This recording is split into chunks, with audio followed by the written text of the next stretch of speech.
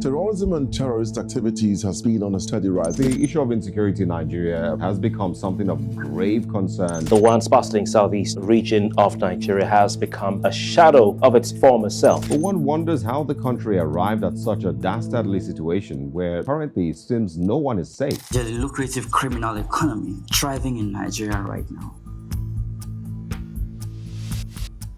According to a 2018 study by Costelli Kidnap Ransom, Nigeria had the highest number of kidnapping for ransom cases worldwide. Data released by the Nigerian security tracker NST revealed that more than 19,000 Nigerians were abducted in over 2,000 kidnapping cases in the last 10 years. Before now, the issue of insecurity and people getting kidnapped was limited to the northeast and south-south region of the country due to the presence of violent groups like Boko Haram terrorists and the Niger Delta militants. However, the current spread of terrorism and banditry in the country means no region is safe anymore. In recent surveys, more than 380 persons were reportedly kidnapped in Nigeria between December 1st, 2023 and January 3rd, 2024. These abductions happened in Anambra, Benue, Cross River, Delta, Enugu, Kaduna, Katsina, Kogi, Lagos State, Nasarawa, Ogun State, Rivers, Sokoto, Taraba, Zamfara, and the FCT. But the dangerous economy is not only spreading, its value has more than doubled in the last decade. In 2017, a certain Chukwudi Onuamadike, popularly known as Evans the Kidnapper, allegedly told the police that he received $4 million in ransom from 4 of his kidnapped victims between 2015 and 2016. 5 years later, in July 2022, the Daily Trust reported that 800 million naira was paid to terrorists to secure the release of 7 captives seized from the AK-9 train service on the Abuja-Kaduna route. Now, a report published in 2020 by SBM Intelligence noted that between 2011 and 2020, at least $18 million, that is over 25 billion naira in today's money, was paid as ransom to kidnappers in the country. In an amended report published 2 years later in 2022 by the same group, Nigerians paid 653.7 million naira in ransom between July 2021 and June 2022. This thing doesn't seem to be going away. Rather, the Nigerian kidnapping industry, spurred by the surge in insecurity in the country, appears to be growing every day. In this episode of Declassified on News Central, we will take you through the root causes of Nigeria's security crisis, who is benefiting from the chaos, and how this failure of the government to protect lives and properties is destroying the country's economy. Nigeria's security situation is not so hard to explain. A nation that opens her borders to everyone with little to no security checks and has so many ungoverned regions is bound to face the security challenges being witnessed in Nigeria today. The country not only has porous borders but also allows herders from other parts of West Africa armed with AK-47 to roam their forest in the name of cattle rearing. That part about roaming the forest with AK-47s is important to note because Nigeria is said to be home to 75% of all illicit arms in West Africa. And as established by researchers, Nigerian forests are some of the most insecure places in the world. When you have these amounts of illegal arms in areas with little to no government, there's bound to be trouble. With no forest guards to secure this vast forest in Nigeria, armed gangs like this take hold of the small communities around, and just like that, a little terrorist heaven is created. Now, imagine a scenario where there are many of these terrorists scattered across the 36 states of the Federation. There you have it, chaos. Nigeria is left fighting one of the worst wars in its history, with 4 different sects engaged in 4 different battles with the country's security forces all at the same time. In the northeast, we have Boko Haram terrorists who continue to cause humanitarian crisis, throw thousands of children out of school, kill thousands, and sack millions from their villages. Here's a graph showing the states with the highest number of out-of-school children. A closer look shows the territories where Boko Haram activities have been significantly high. The continual presence of Boko Haram in Nigeria means more and more allocation will keep going to the military forces fighting these terrorists, albeit without result. So, who is profiting from these financial outlays? Definitely not the Nigerian citizens. When you go to the south-south region of the country, you get the militants who have decided to cripple the country's economy by attacking its source of revenue. Nigerian revenue from oil continues to decline as a result of militancy and oil theft. With the region considered dangerous, Nigeria faces a dire economic future if they are not able to curtail the activities of these vandals. Pipeline vandalism has been on the rise in the Niger Delta region, with the country's oil company stating that Nigeria lost over 200 million barrels of crude oil as a result of these criminal activities. There is the kidnapping of expatriates by these militants that terrorize this region. Foreign companies are afraid to invest in the region as the profits are not worth the lives of their countrymen. In the Middle Belt, farmers and herders continue to battle it out in what the government have conveniently referred to as communal clashes. Over the course of the last 10 years, Nigerian farming communities have continued to face increasing attacks from herders.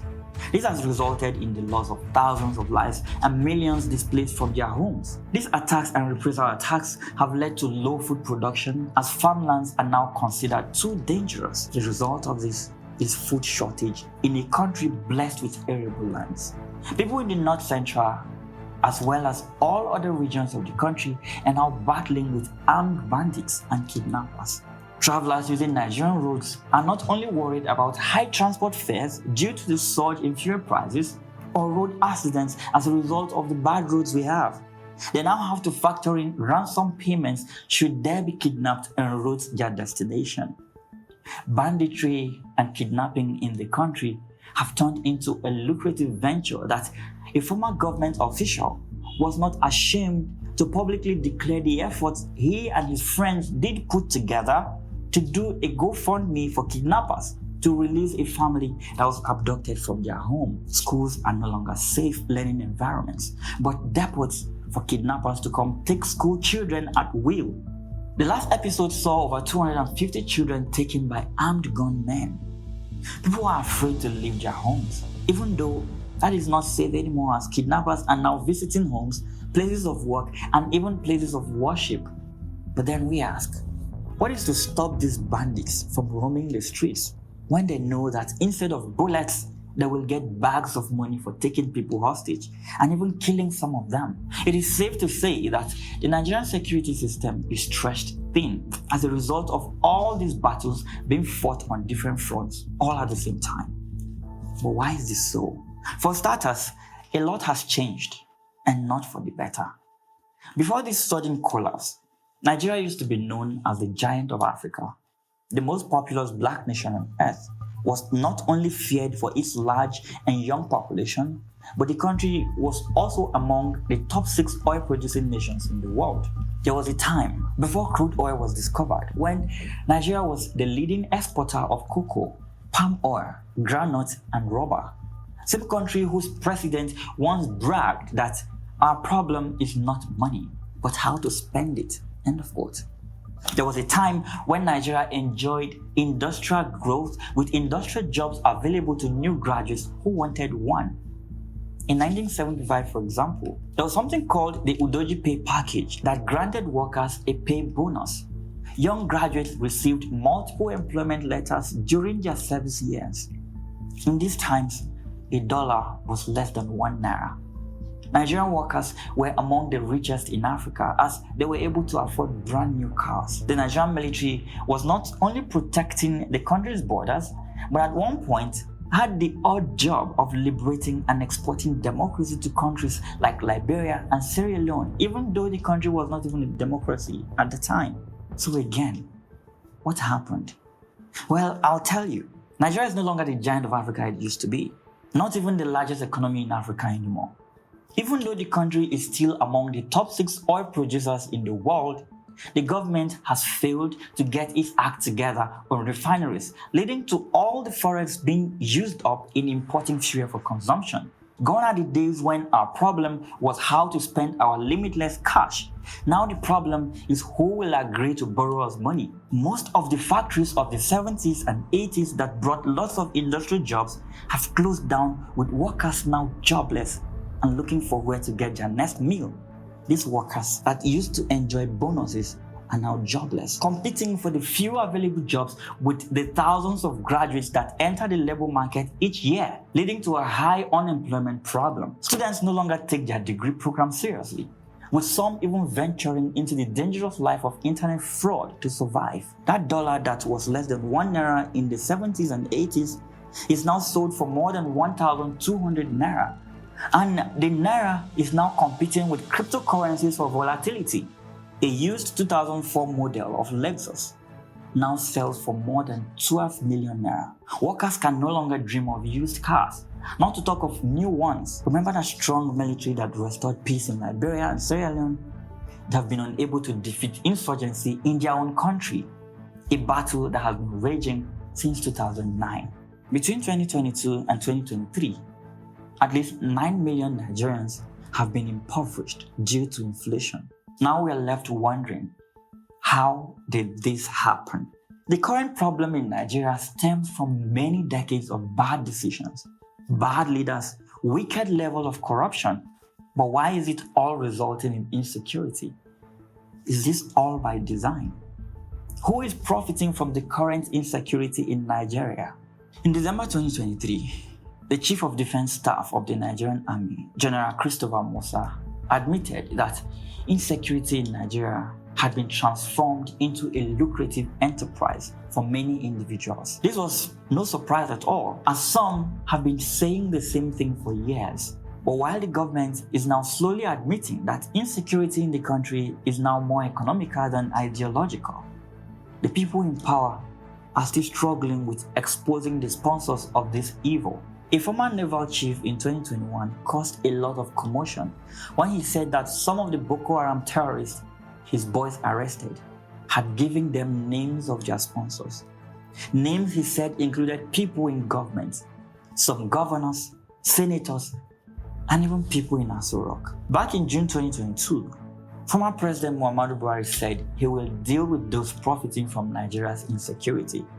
Same Buhari that offered arrested Boko Haram members amnesty, calling them repentant Boko Haram. Question though is, why are we feasting with our killers instead of bringing them to justice? Could it be that some of the sponsors are truly closer to power than we initially imagined? In August 2022, there was a publication by Vanguard newspaper revealing an interview with a negotiator that met with these bandits. When he was asked if he thinks banditry in Nigeria can come to an end anytime soon, his reply was an emphatic no, stating how the country is just wasting billions of naira enriching very few people in the military. He also made a prediction that these people making money from the insecurity will do anything to make sure it doesn't end. So, if you all agree that there are certain people that will prefer this deplorable security situation continues, why are we not launching an investigation into those tasked with handling our security system? At least to find out how much they know. Why are we not holding failed leaders accountable? If someone is placed in charge of the country's defense and insecurity is on the rise, the person shouldn't only lose his job, he should be held accountable for the people that died under his command. For all the complaints of porous borders, why are our custom officials getting richer instead of being investigated and held accountable for the high level of weapons being smuggled into the country? Who is profiting from the insecurity in Nigeria? If the Nigerian government ever gets serious about ending insecurity, this question should be top on the list of questions that need answering. There is a cost to insecurity. The level of insecurity in Nigeria is so high that no investor in their right mind would want to invest in such an atmosphere of chaos and confusion with no rule of law or criminal justice system. Nigeria seems to be going backwards, and it is clearly showing in how the economy is performing. It is so clear how we got here. But what will be our saving grace? How do we solve our security crisis? In recent reports, the Nigerian government is said to be considering the introduction of state police in its 36 states as the government struggles to contain widespread violence and insecurity in the country. But in a country with such a high level of corruption among public office holders and civil servants alike, record level of police brutality and zero accountability, how will this proposed solution work? What is the plan to keep the state governors away from turning these police units in their states into weapons for political battles against their opponents and voices of dissent? We'll learn more about that in another episode. Thanks for watching. I'm Jude Bella, and this is Declassified on News Central.